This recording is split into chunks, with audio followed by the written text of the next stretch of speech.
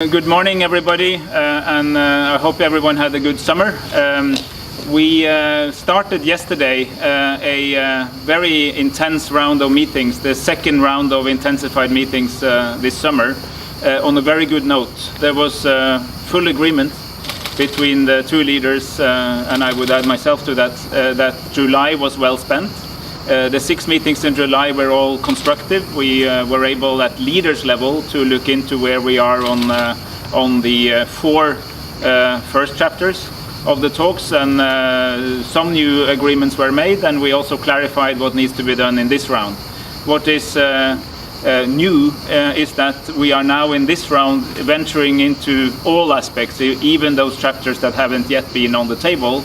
Some of them in brainstorming mode, some in preparatory mode, but I would say that today all issues are on the table, and I have great expectations for these 7 meetings that we will have between, well, starting yesterday and ending on the 14th of September. And for whatever happens later is something we will decide in the process. So we do not today have any agreed plans on what we do after the 14th of September, but the leaders have made a clear commitment to make that assessment as we go along, and to also publicize whatever they're ready to say on the 14th. I would very much appeal to you all to understand that these 7 meetings are actually rather to be seen as 7 sessions of one long meeting. It's not like we do one subject and then end that and go to a new one, because we are now trying to really bring together everything that we have done, not only over the last month, but also over the last year and 2 months, and see and actually start taking down as much as we can, recognizing that time is of the essence. This is something that you will have heard both leaders insist on, but also recognizing that we have to do the work properly, that we should not rush to conclusions. We need conclusions that can last for a long time. So we need quality decisions, and there's always a combination here between using the time available and also working properly. A lot of people are involved. Many working groups are active, some of them meeting on a frequent basis, many at the same day, helping us with different aspects. But there are some key aspects which are now basically for the leaders and the leaders themselves to decide. And I really want to reiterate something I've said before, but I say again, I very much applaud the commitment now of both leaders to take a personal responsibility of all the outstanding issues, building on the excellent work of the negotiators and the negotiating teams who have had way beyond 100 meetings so far.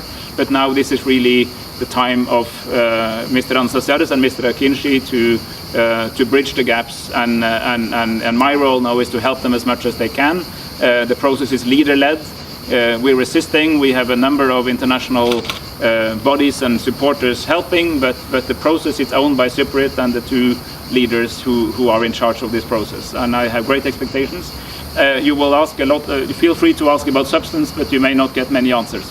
Okay. Well, just picking up from July, I just wanted to ask if there are any lingering concerns about external factors hampering the process, as we've said before, specifically referring to goings on in Turkey.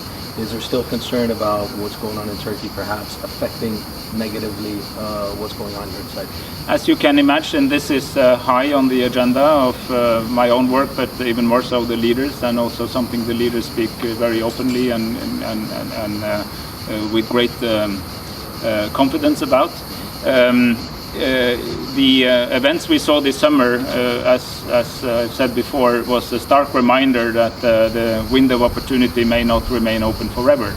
But it's open now, and we got clear reconfirmations from all the interested parties, including very clearly from Ankara, that they remain supportive and they remain prepared to do their part, as says Greece, as says the United Kingdom, as says the European Union and all other relevant actors, and needless to say, the UN. Since we last met, I was in New York to brief the Security Council and the Secretary General on progress in talks, and I would like to, even if I said it in New York, I would like to say it here.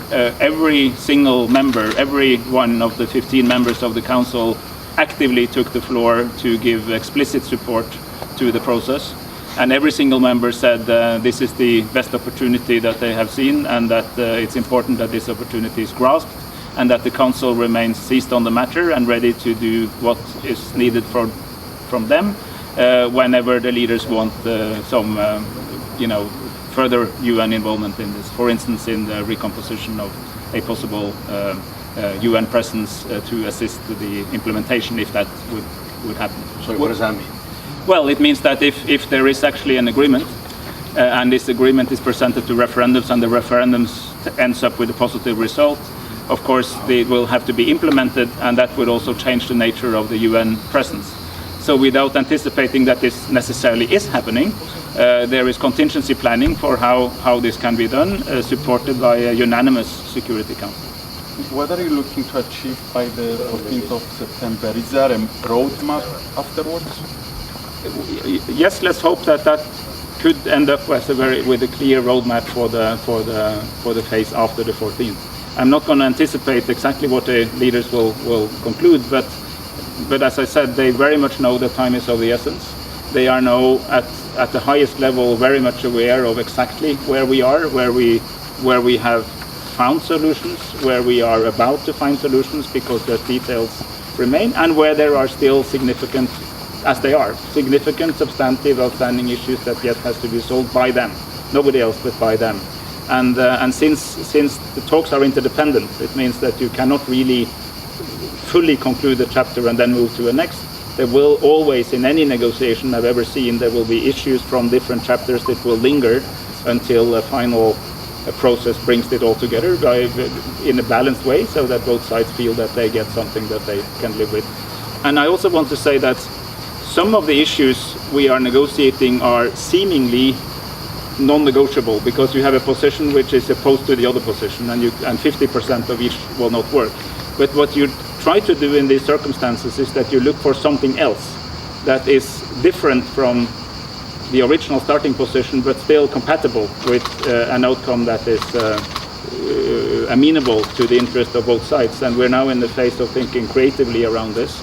And I will just, with all my continued understanding of the interest of the press to know exactly what's going on, I think we have to live with the fact that even this phase, or maybe particularly this phase, requires some confidentiality, because the leaders want to test out things without necessarily commit to them on the first day. And that's the way these things, when they work, they do work. I'd like to use this opportunity to say that we have seen in history a lot of seemingly unsolvable disputes or conflicts that have later been solved.